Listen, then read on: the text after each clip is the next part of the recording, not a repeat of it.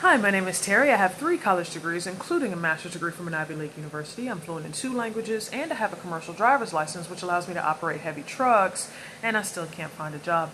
My girlfriend's been working at a fast food restaurant for the past 9 years, but what she really wants to do is become an elementary school teacher.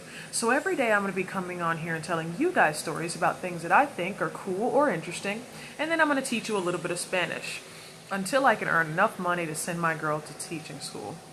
So a few days ago, we received a request from a subscriber to do a story on all the U.S. presidents and the way in which they have changed the shape of America today. Today we are continuing with the last segment of that series, beginning with George H.W. Bush. He passed the Americans with Disabilities Act, which protects disabled people from discrimination in the workplace and in public life. After H.W. came Bill Clinton. He presided over the greatest economic expansion in history. He eliminated the nation's deficit and, in fact, turned it into a surplus. This was the first time that this had happened since 1969. He remained that way for the final 3 years of his presidency. He created over 22 million new jobs, dropping the unemployment rate down to 4%, which was the lowest it had been in 30 years. He also signed the North American Free Trade Agreement, which eliminated trade barriers between the United States, Canada, and Mexico. The next president, George W. Bush's tenure was troubled. Soon after his election, America was attacked by terrorists on 9/11.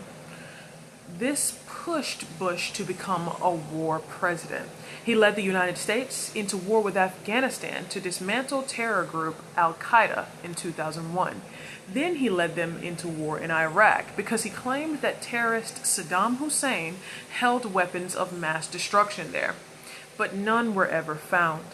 He created the Department of Homeland Security and No Child Left Behind, an education reform that increased federal funding for schools and required states to use standardized tests to monitor student performance. He passed 2 massive tax cuts, both of which primarily benefited the wealthiest Americans, and this caused the return of the federal deficit and what's known as the Great Recession. Moving on to the first black president, Barack Obama. His signature achievement was the Affordable Care Act. It provided health coverage to around 20 million previously uninsured Americans. It prohibited insurers from rejecting people based on pre-existing conditions and allowed kids to stay on their parents' health insurance until they turned 26 years old. By the end of his term, unemployment had fallen from 10% to 4.7%.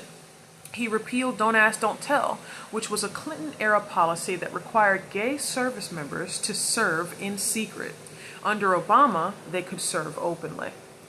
He instituted the DACA program, which protected undocumented immigrants from deportation if they were brought to the United States as small children. He greenlit the raid that took out Al-Qaeda leader Osama bin Laden. He negotiated an international agreement to limit Iran from producing nuclear weapons. He orchestrated the Paris Agreement, a global pact to reduce carbon emissions and combat climate change. Donald Trump followed Barack Obama. He reshaped the federal judiciary. He appointed 3 conservative Supreme Court justices, solidifying a 6-3 conservative majority. He also appointed over 200 federal judges who will influence American law for decades. He reduced the amount that corporations have to pay each year in taxes from 35% to 21%. This significantly added to the national debt. He also lowered income tax for most individuals.